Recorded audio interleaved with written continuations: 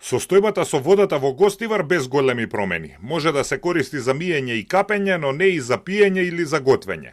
Ќе продолжи доставата на вода за пиење во шишиња за жителите на Гостивар.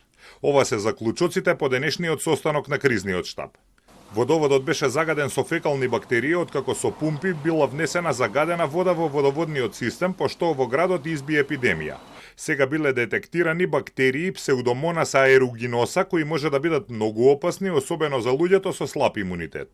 Тоа бактерија најчесто се јавува како биофилм во цевководниот систем и најчесто се јавува од застоена вода. Со оглед на тоа дека претходно имаше и забрана за водата да се користи ниту за пиење, ниту за техничка, е очекувано истото да се јавува во примероците.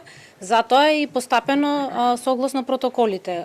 Хлорот кај каптажата е качено малку на повисоко ниво, правено е во неколку последователни периоди испирање на водоводната мрежа и целиот тој процес ние го следиме континуирано како лабораторија. Министерот за внатрешни работи Панче Тошковски, кој е и раководител на управувачкиот комитет, вели дека засиленото хлорирање продолжува.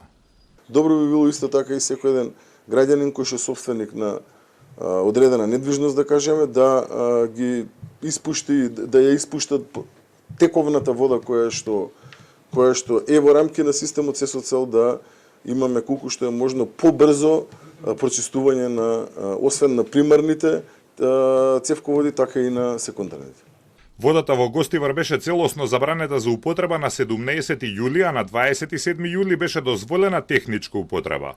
Властите најавуваа дека гостиварци ќе добијат вода за пиење до крајот на минатата недела, но тоа не се случи. Сега не даваат рокови. Кога ќе биде добра за пиење, ќе соопштиме.